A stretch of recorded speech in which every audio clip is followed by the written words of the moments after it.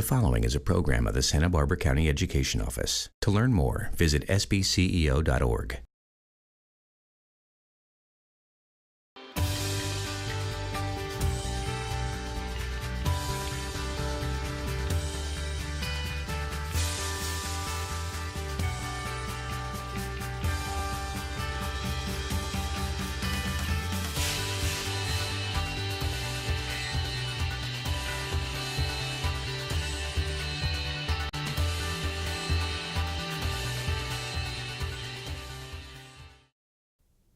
Hi, I'm Susan Salcido, Santa Barbara County Superintendent of Schools, and I am so delighted to introduce my guest today, Glynda Maddaleno, English teacher at Delta High School in the Santa Maria Joint Union High School District.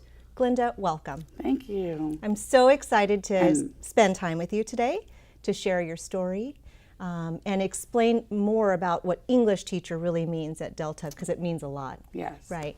And before even going into the interview and talk today, I want to congratulate you for being recognized as a Crystal Apple teacher. Thank you. One of 2 teachers recognized with a Crystal Apple in Santa Barbara County last year. So congratulations. Thank you very much. Yes. I appreciate that.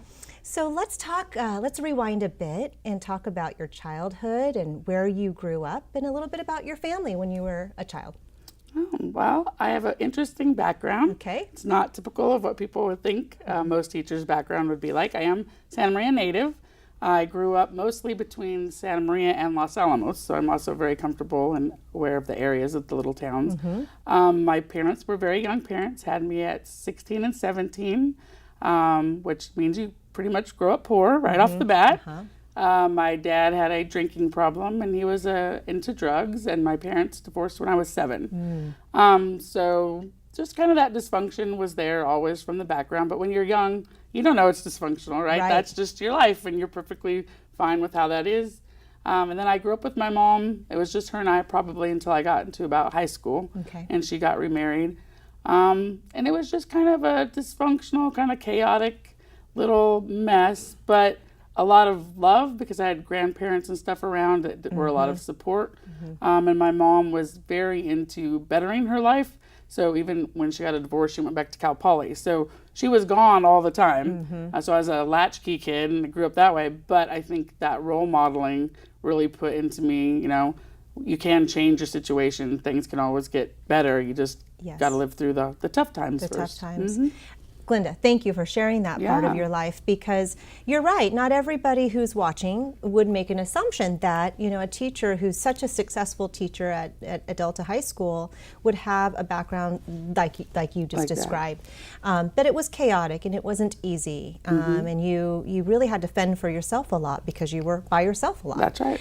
And what schools did you attend as a student? In elementary school, I went to, where did I go? El Camino and Fessler, and then I went to Santa Maria and Rigetti, where I was kicked out of both of them. Yes, because I was not a good student either. When you're a dysfunctional, kind of living a dysfunctional life, you tend not to be such a great student. But I was always that kid that everyone, that I'm an expert at now, ew, she has so much potential, if she just try harder. And back then, ADHD and anxiety and depression were not identified, right? You were just the kid that was lazy or wasn't trying enough. And then later on, I learned, had somebody maybe dealt with that or understood that better, I probably would have been actually pretty successful with school. So school was not very good for me until I went to Delta. I actually ended up at Delta High School, which was amazing. But it was hard, and most people would think that I'd be the last person to go back to school and become a teacher.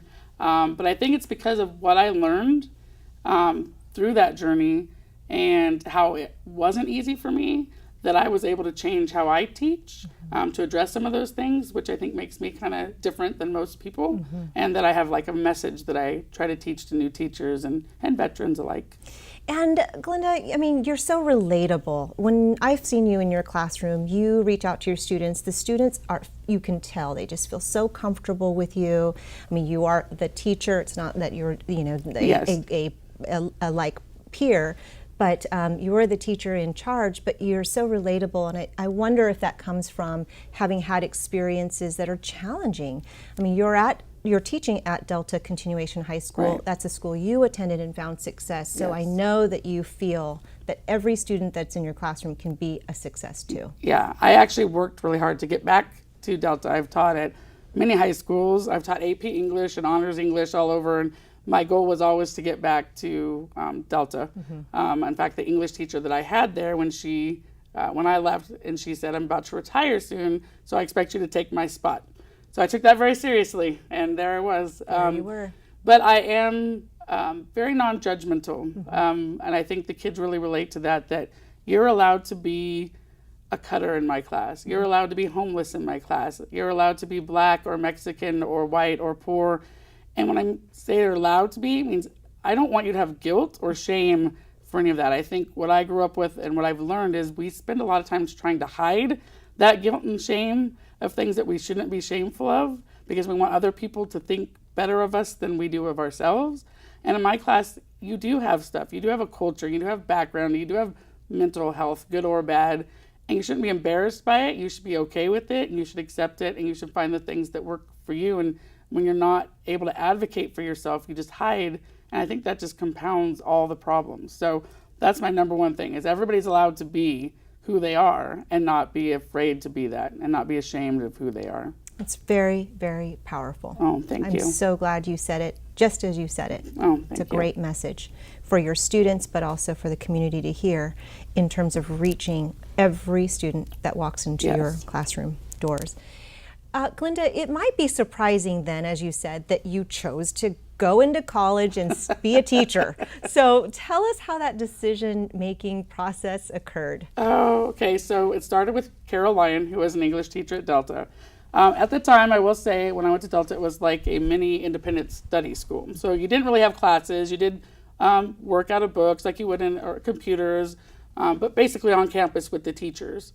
So I wouldn't say it was the most academically challenging, but what they were able to do is really reach the social and emotional stuff that was going on so that you could empty some of that out of your cup and let some of the other stuff in. And what they really did was, you may not be able to do it now, but you are so able to do it. So let's get you what you need. So that already was like, okay, I guess I can. Okay, I'm pretty smart. Okay, do this. And then I went to Hancock. I tell my students this all the time. I failed every class, right? I'm just going to fail. I don't know how to do school. And I tell them the difference between me and the other people in my shoes that went there too. I went back again, and the other people did not. And I think a lot of that came from my mom. I hate school, not going to school. Okay, when are you signing up for your college classes? Yeah, I hate school, and I'm never going. That's not, Mom, I failed everything. Well, that's really good. But so we signed up again, and so the next time I passed one class, one, and failed 3. And then I was like, oh, there's a system. This isn't actually all that out of my grasp. But I think what it is we tell people it's going to be one way. We set them up and we get them there. And then we don't have any guidance for them once they get there. And I wouldn't just say Delta kids. I think that's everything in life. We're like, this is what you're supposed to be, and this is what you're supposed to do. So we're going to do everything to get you there, but you haven't actually built them up with any of the things that they need to be successful. And a lot of them have to learn on their own. Well, that's scary. Most people don't have a mom that's saying, that's nice. Go back anyway, right? And they don't have kind of the ADHD actually helps. Things don't bother me like they bother other people. Where I don't really get down on myself. I forgot it. It's too, whatever happened then, it already's gone. I'm like, okay, this is a new term. So I call it my superpower. But mostly just sticking with it. And then I got the hang of it, and I loved English. I've always been good at it. I'm not a literature person. I'm very into grammar, and I like making sentences correct. And I'm the person you don't want to have a red pen and a love letter, because I'd send it back with, well, you can love me, but your commas are in the wrong place. So get that straight first. And so, but when I got to Hancock, there was a lot of support. Hancock is wonderful. They have writing labs and teachers' assistants and teachers that talk to you. And so once I figured that out, it was actually much better. So I spent a lot of time there and then transferred. You talk about grit and perseverance. We call it that now. At that time, It was your mother saying, you're going back, thanks for telling me, but go back to school. But it really is that perseverance and really trying again and again until you got it. Right. And you learned the system on your own in this case. And now more systems, I think, are in place more and more. And teachers like you can help coach your students who are graduating school to say, okay, now this is what it's going to be like when you go to school. And even teaching the admin and the teachers there. Right. Because if you didn't have my experience, if it was all easy for you, you think that's the path. Well, I know at Delta, 100% of our children, it's more challenging. Mm-hmm. I would say I've taught at the regular comprehensive schools all over the state. I think it's challenging for more of the population than what most people would believe. Mm-hmm. I think they like to think that it's all pretty traditional and easy, but I actually think the percentage of kids that struggle is higher than the amount of students that do not. And if this works with the most struggling kids, think of how amazing these approaches would be for those that aren't struggling. Right. Yeah. So you decided to really invest in the English major, loving those love letters that had perfect grammar. That's right. Right. That's right. And then you also studied film studies, I believe. Yeah. Yeah. And I know all that comes into play now as a teacher. But when did you decide to be a teacher?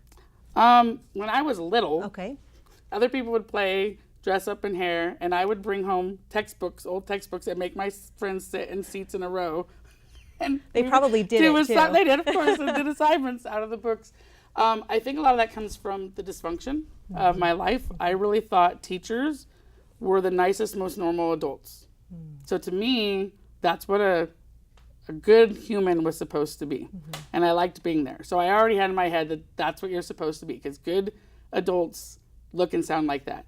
And it was a safe place, and it was a kind place, and it was just a wonderful place. So already in the back of my head. Then I struggled through high school, and I'm like, well, that's not going to work. I'm never doing that. And I got really interested in film. But actually at Delta, they didn't know what to do with me because I was very bright in English. I just naturally, for whatever reason. And it was the very first year that they started to do EL standards, and the EL students had to take a test. And at Delta at the time, I remember there was only 5 boys and 1 girl. And they only had 1 English teacher at Delta, Carol, and they didn't know exactly what that was supposed to be. And they said, hey, you know what, Glynda, for some English credit, do you want to tutor these 6 kids? This is the test. All right. And I did, and I get along with people. So that works really well. They all passed. And then Carol's like, you should teach. And then I'm like, you're right. Maybe that would be good. So I got over to Hancock, and then I was like, I'm going to teach. Then I got into film, and then I'm going to teach film. And then I didn't really want to live in LA. So And where did you get your teaching credential? Cal Poly. No, wait. I'm sorry. I got my master's at Cal Poly, but the credential I actually went to San Jose because I was looking to work with diversity. And I knew either LA or San Francisco would have a lot of the things that I wanted to approach, which was alternative ed. I was really into that right off the bat. And I knew Cal Poly has an amazing program, but they just didn't have the diversity or the at-risk programs. At the time, they actually had a certification to become an at-risk specialist. So I did that. I see. Yeah. And earlier, just a moment ago, you mentioned mentoring students while you were a student. Yes. And that was sort of a first teaching experience. Where I knew I could, You know you could, And you were very successful at it. And just so that those who are watching know, when you said ELs, it was English learners who were taking an exam. Right. Right. And exactly. so you were really No. So you were really supporting them in English, your love.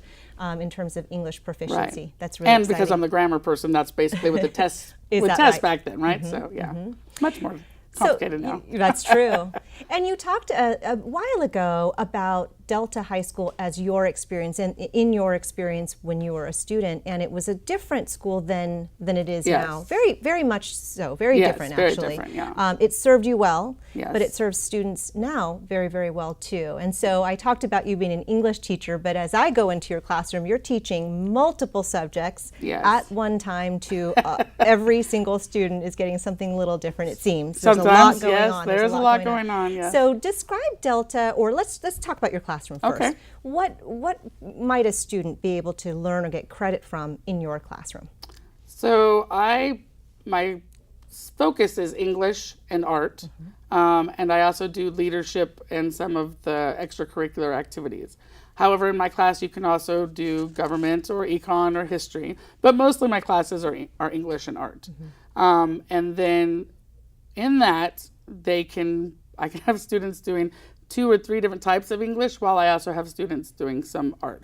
We try not to do that as much because I really believe in direct instruction and modeling, but I think that how we kind of do it is like kindergarten teachers, how they have centers, and they're just like the most amazing teachers. If you want kindergarten teachers, man, they're amazing. They are. my kids be sticking glue on their head, but so it's kind of like that. So I've trained them, and they have different spots. So then I can go around and more be a facilitator and a mentor, because they really buy into what I'm trying to give them, which is thinking. I'm really about thinking. And so they all know whatever it is, I will be coming around. They have their groups. And so it's a lot of energy, lots of energy in my room, as you've seen. Yes. A lot of people call it organized chaos, which is how I love to live. But I think the kids really enjoy it because it is energy. It's an hour or 2 hours of their day where they actually just get to think and play and work with information rather than just kind of hear about it and be a passive learner. I like to be an active learner. I want them to take ownership of the learning. The energy in your classroom is palpable for sure, and I say that in a most complimentary way. You really can feel the students, as I said earlier, connecting with you. You're connecting with them. There's art going on, English going on. Yes, there's so much going on, but you know every one of them. They know you. And there's a deep appreciation for the learning that's happening in your classroom, and lots of energy for sure. Yes. And I just want to zoom out a little bit and talk about the school, Delta High School, because the school is so impressive. On very basic premises, the facility itself is just beautiful. It's really incredible. It isn't something that someone would walk into and think, this is an independent study school at all. You know, it's really a beautiful facility. And students go from class to class and change periods, lots of electives, and it's an award-winning school. So how do you describe Delta to other people who may not have ever attended? Delta, because of being an alternative school, they naturally kind of get a bad reputation, which is unfortunate, because I think the opposite is often true. It's not a court school or a trouble school, which a lot of people think, and it's not just a packet-driven independent study. When I think about it, I think it's like a school. Well, we've turned it into, we've had a lot of time together as a team, we're a really strong team, to turn it into what I think would be like the perfect little school within a school, or even charter school. Though I don't think you need charter schools. I think public schools can do some of the same things. So it's like we have amazing teachers who all work totally cohesive. They lesson plan together. They want to do project-based lessons. Classes are under 20. It's basically, we get to do all the things that we probably should be doing everywhere without the constrictions that you often see put upon the bigger comprehensive sites. So it is a place that I would want my kids to go to, and I'm very picky. So that's saying a lot. And I think the stereotype of it is only from people that have never actually been there. Because once you walk on, you're like, wow, I wish I went to school here. It is very impressive. You can see all the technology, the STEM, not just classrooms, but science, technology, engineering, labs that are happening, leadership opportunities, the athletic facility. You know, it's just really in a really rich environment. So thank you for describing that for people. We call it Shangri-La, but we don't want everyone to know that, because we don't want everyone to come. A Shangri-La for a limited number of people. Yes. So, Glynda, you won a Crystal Apple Award, one of 2 teachers in Santa Barbara County last year. How did you learn about being the recipient? How did it feel to know that your peers and parents and others were really behind you and supported you in that? My journey is a really funny journey to the Crystal Apple. Okay. Because I, unlike most teachers, am fairly confident. Some might call it arrogant. I call it confident. I know that I work really, really hard. And I'm like, I want that Crystal Apple. I'm like, I'm going to work till I get it. And they're like, and everybody just laughed, because they're like, you're never going to get Crystal Apple. You work in alternative ed. They don't give awards to people in alternative ed. I'm like, but I work just as hard and I do all the same things. I'm like, nah, we're going to get it. And I never asked to be nominated. I just said I want it. Well, I guess I'd been nominated for like 6 years, and it became the biggest joke that people would actually buy me now. I have a whole stack of different kinds of apples. Every year I have a pink apple and I have a white apple. And I was like, and it was funny because I'm like, it's not worth it anymore. I'm like, we'll just do other avenues. There's other things to worry about. And then that is the year that I got the call, and I was like, you got to be kidding. I was so stoked, because it doesn't just represent me. And I think that's amazing. I am very humbled, because you have to work very hard to be acknowledged at that level. That's true. But I think it really helped to show that alternative education teachers and schools are just as valid, and they work just as hard, if not harder, a lot of the times, So to me, I get kind of emotional about it because it really brings to face that the work that we're doing is really important, and there's some amazing people. So I take that crystal apple for the entire CCEA and all the people that work with the kids that other people have kind of had to give up on. Yeah. You know, and I had a chance to look at the package, the nomination package, after it was, you know, all done and selected. And those who wrote an essay for you, wrote a recommendation for you, I think represent many other people who just really want to thank you for all of that work that you put in to make a difference. You're really changing lives and providing opportunities that may not have existed before having you as a teacher. And that comes from, like I said, parents, students, peers. That's awesome. Yeah. I actually framed those letters. Did to you? me, they're more important than the apple even, because that's what I try to do. So it's like validating. Yes. Because you do work hard. Every teacher works really hard, and we don't always get the recognition of validation just because people are busy. It's not it's not a sport. It's not a profession where you get a lot of kudos in that way. Right. And so those letters really mean a lot to every teacher, every letter they've ever gotten. I bet everybody has a stack of those thank you cards and those thank you letters, and they make it so that you can keep doing it every year after year. That's absolutely right. Yeah. That's absolutely right. At the beginning of this school year, I asked you, I was writing an article to put out into the Santa Barbara County around advice from teachers for students, and you accepted the invitation to give some advice. Do you remember what the advice was that you provided? There was a lot, I think, but I think my biggest one was probably don't let the negative times own you. That everybody has negative times. It's going to get hard. It's going to get hard for everybody, the teachers, the parents, students, and it's not going to be just one time. There's going to be many, but it's how you see that it's just one time. Right. And if you sit in it and sink in it, it will own you. But you can't let it own you. Just go like, I am great. I will see great things. I will experience great things. Other people will do great things around me. I just have to get out of this negative space so that I can accept them and enjoy them. Because I think people try to pretend that it's not going to be hard. Of course it's going to be hard. Right. It's always going to be hard. Right. And we have to face that. And that's what came through when you wrote back to me. And I'm sure your students every day feel that encouragement from you. I mean, you can just feel that energy and the fact that, beyond cheerleading, you really are advocating for your students for sure. And that really comes through as well. Earlier we talked about social and emotional well-being. Long ago for you, Delta provided, as you said, a space so that emptied a little bit of that so that you can put other things in. But that social and emotional support for students, they have so many different experiences that they're walking into school with these days. How do you address, or does Delta address, or the district address, the need for social and emotional support for students right now? I think that's a huge thing that I started advocating more for, even so starting this last year or two, with the influx of kids, including my own, that are struggling with some of those things. Most people just aren't very aware of what the needs actually are. Like I said, most people are trying to pretend or cover it up, and the other people need to check boxes and make sure that they're moving forward. So what we do is, that first thing is open it up. You can tell me and you can be who and what you need, but we need to work together as a team. And if you're open and honest with me and I'm non-judgmental and I actually care, we can come up with a plan for anybody. Right.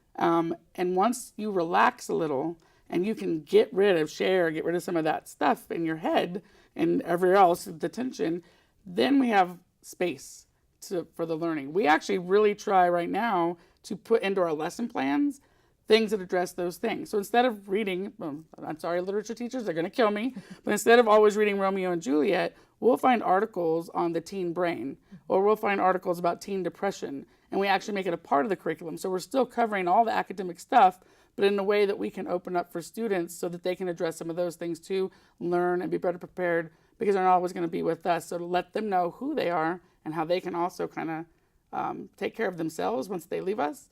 And I really think a lot could be done through curriculum and instruction. I think we're very standard and traditionalized, and I think through my data, because I'm a big data person, that I'm proving that you don't have to be. You need this result. Let me show you that you can get there and also hit all of these other things along the way. One of them is the social emotional piece, because it's too expansive to try to do it by itself.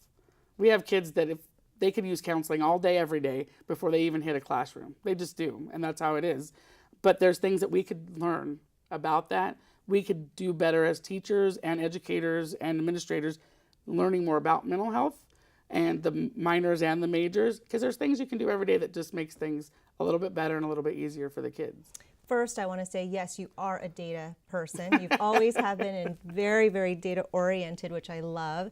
But also, and probably most importantly here in this part of this segment, is that I love that you're letting the students really put out on the table what's on their hearts and minds in terms of emotion and social emotional support, help that's needed, support that's needed. We talk a lot about the fact that we talk about what's in your lunch today. Right. Hey, this is something about my arm hurts, something's broken. Right. You can talk about physical health so easily. Easily, because you see it. And society really makes that a norm and very normal about food pyramids and things like that. But in terms of what's in your brain and your head, that doesn't always get normalized, or people don't feel like they can talk about it just as easily as they can with physical things. So the fact that you just call it out, let's talk about it, identify it, so that then there could be a plan. And that's hard for a lot of people, especially teachers. They're not trained. That's right. You hire a special ed teacher or you hire a psychologist for the school. Right. But these kids are there all day, every day. They're actually with the teachers more than they're going to be with any of these people. Right. And I feel bad for any of the teachers. They don't really get that kind of training. I really advocate that you really should go learn more about depression and anxiety. What does it look like? Because oftentimes I have this whole curriculum that I'm trying to design with my friend Tammy Contreras, who's the crisis intervention, so that we can go train other teachers. When you say these things, which sound awesome, a kid with those issues actually hears this. And so it'd be like, if you just tried harder. So to a kid that's struggling, because it sounds great, right? I'm trying to motivate you. For a kid that's struggling, they hear, I'm useless, and they don't like me, and I can't do this. So they don't know that. And then we tell our teachers, and they're like, wow. And then they try some other techniques that we have. All of a sudden, kids doing 100 times better in the class. It's not rocket science, but it's not something that comes naturally to everybody. I love, Glynda, how you just cut to it. You always just cut right to it. Say it, call it out, and then address it. In such loving way. You're very direct in that way, but I think a very supportive way. I think that comes through for sure. Okay. And as we are closing out this segment already, I can't believe goodness, it. I know. I want to give you an opportunity, Glynda, to really send a message out to your students. I know that they're watching. Oh my gosh. They were excited about you. They were. And our time together. So if you think about your students that you have now, or if you had in the past, or you will in the future, what is a message you would like to share with your students right now? Probably that they know themselves better than anybody else. And it's okay to struggle, but the beauty that they have within them, and they're all unique, that will drive them to be powerful, empowered individuals. And they know that. And that they don't need to be judged or judge others, that they know within themselves that they have it in them, and every day is going to get better, and the tough days you can overcome. Great message. Oh, thanks. Glynda, it's been a pleasure to sit down with you, get to know you a little bit better, and to have you share your story. Your experiences have really brought power, I think, to you as a teacher and to the students that you serve. I think you're incredible. I'm so appreciative of your time, and more than that, really, the fact that you teach our students and do so well. And congratulations again on that really, really prestigious. It is my real crystal apple. The real one. Thank you. Thank you very much.